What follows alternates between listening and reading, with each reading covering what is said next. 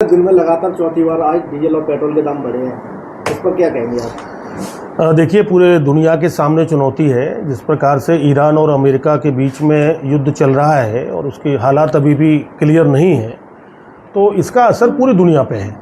पूरी दुनिया में भारत भी आता है और उससे ये ऐसे ही है जैसे कोरोना का काल था। तो कोरोना के काल में पूरी दुनिया ने उसको दंश को झेला था और भारत के प्रधानमंत्री आदरणीय श्री नरेंद्र मोदी जी के नेतृत्व में हम लोग निश्चित रूप से ये विश्वास के साथ कह सकते हैं कि जैसे कोरोना के काल को हम लोगों ने देखा था और उससे चुनौती को दूर किया था, इसी प्रकार से अभी जो मूल्य वृद्धियाँ जो हो रही हैं, ये सामान्य जनता को उन्होंने आगाह भी किया था कि इस तरह की स्थितियाँ पैदा हो सकती हैं।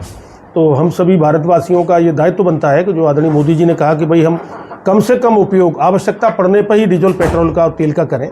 तो ये सब मिलके 140 करोड़ देशवासी हैं, इस समस्या इससे लड़ेंगे और जीतेंगे। अखिलेश यादव ने तंज कसते हुए कहा है कि हमने तो पहले ही कहा था कि साइकिल ही बेहतर विकल्प है।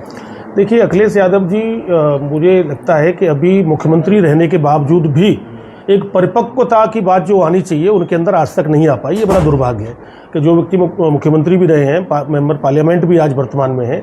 भाई, भारत में क्या पूरी दुनिया के सामने चुनौती है।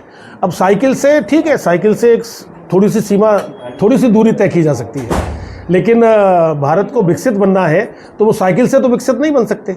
उसके लिए तो सारी चीज़ों का प्रयोग होगा। तो मैं समझता हूँ कि ये चुनौती है और अखिलेश जी को ईश्वर सद्बुद्धि दे। इस तरह की बयानबाजी वो ऐसे संकट के समय पर कर रहे हैं, उचित नहीं है।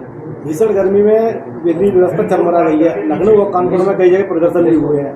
तो लाइट बिजली व्यवस्था को लेकर क्या कहेंगे? मुझे लगता है कि उत्तर प्रदेश के मुख्यमंत्री आदरणीय योगी आदित्यनाथ जी ने उसको बहुत गंभीरता से लिया है।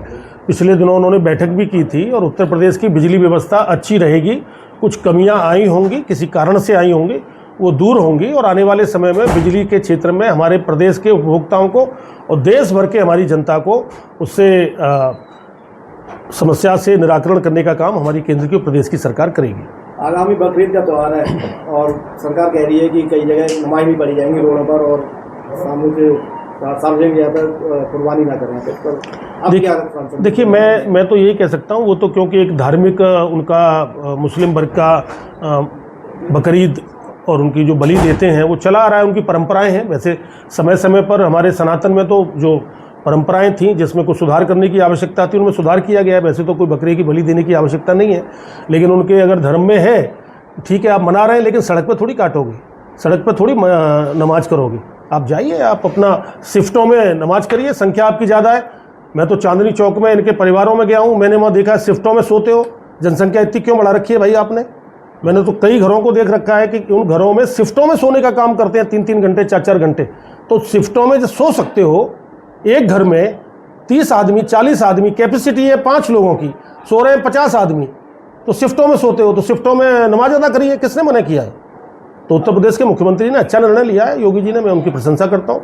आप आगरा से आते हैं, आगरा के क्वेश्चन है, नगर निगम ने टोरेंट पावर के 431 करोड़ रुपए माफ किए, जबकि आगरा के लोगों का कहना है कि कोविड काल में भी टोरेंट पावर ने उपभोक्ताओं को कोई राहत नहीं दी थी। ये पूरा प्रकरण मेरे संज्ञान में नहीं है, लेकिन मुझे समाचार पत्रों से जानकारी मिली है। तो मैंने एक हेडिंग उसमें पढ़ी थी, उसमें था कि शासन के स्तर से कोई निर्णय लिया गया है। तो मुझे लगता है कि इसके बारे में हमारे प्रदेश के ऊर्जा मंत्री और आगरा की महापौर जो है वो ज़्यादा अच्छा बता पाएंगे।